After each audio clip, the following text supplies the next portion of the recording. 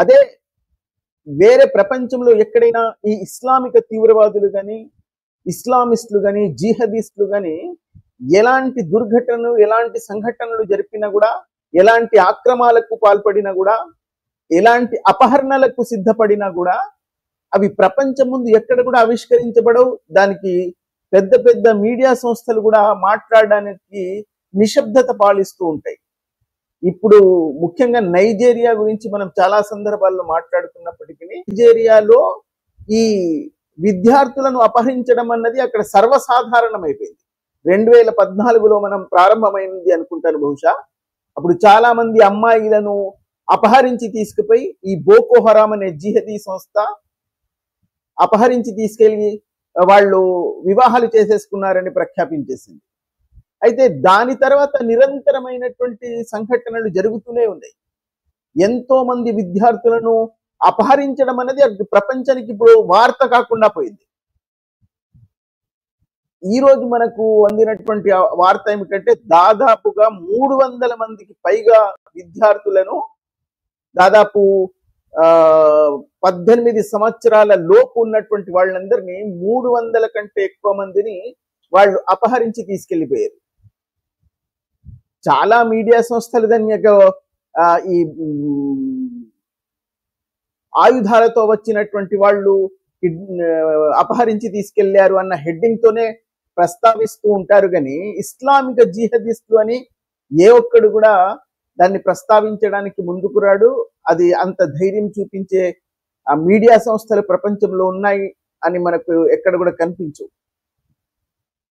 అక్కడ ఎందుకంటే ఎదురు భాగంలో ఉన్నది కూడా ఇస్లామే, చేస్తున్నది ఇస్లామే కాబట్టి, చేయిస్తున్నది ఇస్లామే కాబట్టి. ఇప్పుడు జరిగినటువంటి సంఘటన ఒక క్యాథలిక్ స్కూల్లో క్రైస్తవ విద్యార్థులను క్రైస్తవ సంస్థ అయినటువంటి ఆ విద్యా సంస్థలో ఆయుధాలతో వచ్చి దాదాపు 300 మంది విద్యార్థులను అపహరించి తీసుకెళ్లిపోయారు. అందులో అమ్మాయిలు ఉన్నారు, అబ్బాయిలు ఉన్నారు. ఇంతకుముందు కొన్ని రోజుల క్రితమే అదే నైజీరియాలో 25 అమ్మాయిలను ఒక ప్రభుత్వ విద్యా సంస్థ నుంచి వాళ్ళ యొక్క హాస్టల్ నుంచి అపహరించి తీసుకెళ్లిపోయారు. ఇది నిరంతరం అక్కడ ప్రత్యేకంగా అమ్మాయిలను అపహరించి తీసుకుపోవడం అన్నది అక్కడ ఇప్పుడు వార్త కాకుండానే పోయింది. ప్రపంచం ఎక్కడ కూడా నిశ్శబ్దత పాలిస్తూ ఉంటుంది. ఇంతమంది అమ్మాయిలను అపహరించి తీసుకెళ్లడం అంటే అది ప్రపంచంలో బహుశా ఎక్కడైనా వేరే చోట ఇస్లాం కానటువంటి దేశాల్లో సంఘటనలు జరిగినట్లయితే దాని ఆ ఎదురు భాగంలో ఉన్నది ఇస్లామిస్టులు కాకపోతే మాత్రం ప్రపంచం మొత్తం మీద హాహాకారాలు మొదలు పెడతారు. నిమిషాల్లో ఆ వార్త మొత్తం ప్రపంచం అంతా వ్యాప్తి చెందుతుంది. కానీ ఇక్కడ చేస్తున్నది ఇస్లామిస్టులు జిహదీస్టులు కాబట్టి దాని గురించి మాట్లాడడానికి అందరూ నిశ్శబ్దత పాలిస్తూ ఉంటారు. ఇదే ప్రపంచంలో ఉన్నటువంటి ద్వంద్వ ప్రవృత్తి.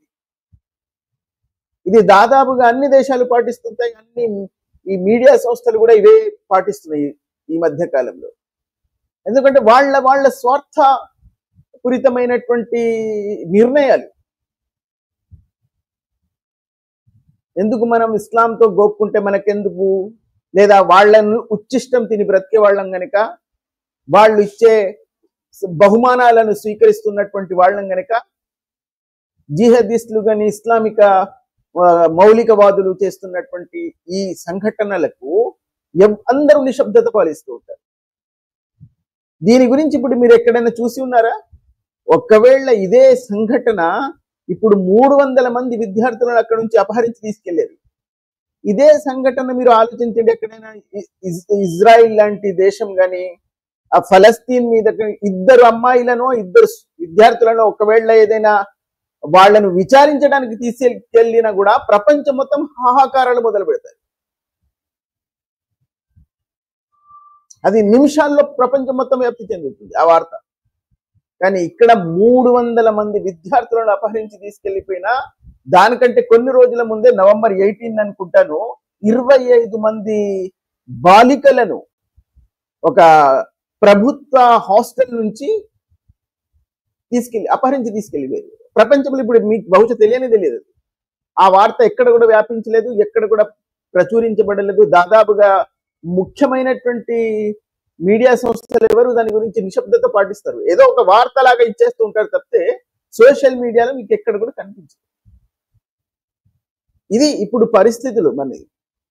అలాంటప్పుడు మీకు ఈ జిహద్తో కానీ ఈ ఇస్లామిక తీవ్రవాదంతో కానీ మీరు ఎలా పోరాడతారు? దాని నుంచి ప్రపంచం రక్షించబడాలి అంటే మీరు ఎలా దీన్ని నిరోధించడానికి ప్రయత్నాలు చేస్తారు? దీనికి నిరోధించడానికి మార్గాలు ఉన్నాయా? ఇది ప్రపంచంలో వార్తలుగానే ప్రపంచం ముందు రావట్లేదు. దాని గురించి అన్ని పెద్ద పెద్ద సంస్థలు కూడా నిశ్శబ్దత పాలిస్తూ ఉంటాయి. వాళ్ళ స్వరం బయటికే రాదు. ఇలాంటి పరిస్థితుల్లో దీనితో ఇలాంటి సంఘటనలు నిరోధించడం అన్నది అసాధ్యమైపోయింది.